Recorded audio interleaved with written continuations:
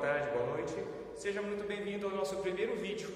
E, como já fiz muita propaganda, esse nosso primeiro vídeo vai falar sobre estrelas. E, como é um tópico bastante importante, bastante extenso, ele será o primeiro de vários vídeos. Por que as estrelas são tão importantes? Veja, por exemplo, os elementos químicos. Você se lembra da tabela periódica? Você alguma vez já parou para pensar de onde vieram aqueles elementos químicos? Como eles são formados? Qual é a fonte desses elementos? Algumas pessoas dizem para mim: eles vêm da terra, dos minérios. Tá, muito bem. Pois então, de onde vieram esses elementos para formar esses minérios aqui no nosso planeta? A resposta está nas estrelas. É nas estrelas que os elementos químicos são formados. E a primeira coisa muito importante que você precisa saber a respeito das estrelas é que elas não têm esse formato aqui. Parece brincadeira, mas eu já dei aula para uma turma de professores de ensino fundamental, onde a maioria ficou chocada quando eu disse para eles que a estrela na verdade é uma esfera, não tem esse formato. Olha, então por que esse formato chama-se de estrela? É fácil. Se você tem o hábito de olhar para o céu, você já deve ter percebido que em algumas noites, quando o ar está um pouco mais agitado, a atmosfera está agitada, as estrelas parecem cintilar. Elas parecem pontos brilhantes que emitem raias luminosas. Por isso, as pessoas, antigamente, acabaram imaginando esse formato aqui, que ficou conhecido como estrela. Mas, enfim, uma estrela é uma esfera. Por sinal, a definição de estrela é uma esfera autogravitante de gás ionizado. Isso já dá uma dica. Ela é formada inicialmente, primordialmente, por gás. Mas que gás? Como as estrelas brilham, afinal de contas? Do que elas são feitas? Será que uma estrela não seria uma bola de fogo? É um gás pegando fogo? Antigamente eu perguntava para o meu avô, por exemplo, e ele respondia que era uma bola de fogo. O Sol, por exemplo, a estrela mais próxima do nosso planeta, seria uma bola de fogo. E muita gente pensava assim até o século XVIII, por exemplo. Não que o meu avô seja desse século, claro. Só que os cálculos não batiam. Os cálculos mostravam que, se o responsável pelo calor do Sol fosse o fogo de carvão ou de petróleo, por exemplo, ele não duraria mais do que 10 mil anos. E a gente tem evidências arqueológicas aqui na Terra mesmo que indicam que o Sol, na verdade, é muito mais antigo do que isso. Hoje a gente sabe que o Sol tem mais de 4 bilhões de anos de idade e tem combustível para queimar por mais outro tanto desse. Portanto, nós estamos presenciando a meia-vida da estrela mais próxima que nós temos aqui. Mas enfim, como se forma a estrela? O que faz com que ela brilhe? A história da estrela começa justamente com o gás mais abundante do universo, que é o hidrogênio, e o segundo mais abundante, que é o hélio. E por que esses dois gases são os mais abundantes? Porque são os gases que têm os átomos mais simples. É claro, você já se lembrou daquela sua aula de química. O hidrogênio, ele é composto apenas por um próton e um elétron. Já o hélio, ele é composto por 2 prótons e 2 elétrons. A partir daí, os átomos vão se tornando cada vez mais sofisticados, com peso atômico maior, número de massa maior, o que significa mais prótons, mais nêutrons, mais elétrons. E por ser o átomo mais simples, o hidrogênio é o mais abundante. E é o gás que foi formado primordialmente no início do universo. Início?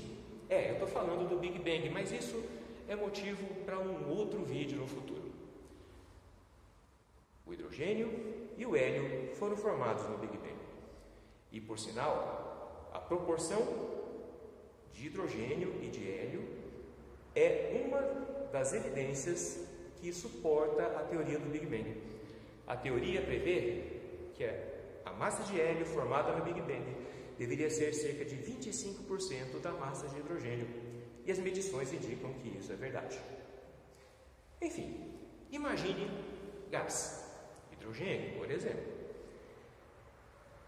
Esse gás, por algum motivo, começa a se condensar em volta de um ponto. Então você tem um átomo que atrai outro, que atrai outro. Mas como eles se atraem? Através da gravidade. A gravidade é uma das principais forças mantenedoras do universo. Aliás, é uma das 4 únicas forças mantenedoras do universo. Então, esse gás de hidrogênio começa a se juntar por gravidade. Um átomo aqui, outro ali. A massa começa a aumentar.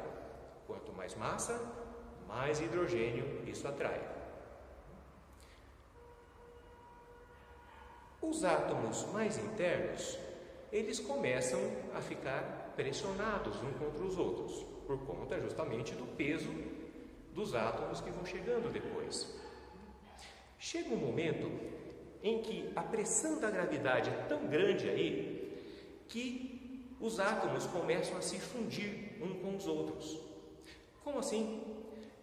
2 átomos de hidrogênio, ou melhor, na teoria atual, 4 átomos de hidrogênio, se fundem para gerar um átomo de hélio e mais algumas outras subpartículas que nesse momento não vem ao caso. Então veja que interessante, nós temos aí um processo conhecido como fusão nuclear. Nós temos átomos que se fundem formando outros elementos. Tá, mas como isso vira uma estrela? O truque é o seguinte: se você somar a massa dos átomos de hidrogênio que entraram na conta, aqueles 4 átomos, vamos liberar o espaço aqui, aqueles 4 átomos de hidrogênio, e verificar a massa do hélio que foi formado, você vai ver que uma massa se perdeu. Uma parte da massa foi para algum lugar. A soma da massa inicial de hidrogênio é maior do que a massa do hélio que se formou. Cerca de 0,07% da massa se perde. Parece pouco, mas não é. Para onde foi essa massa? Essa massa, na verdade, ela foi convertida em energia. Energia de acordo com aquela famosa relação de Einstein, que você já deve ter ouvido falar, você já viu. Talvez você não saiba o que é, mas você já viu. A energia é a massa vezes a velocidade da luz elevado ao quadrado.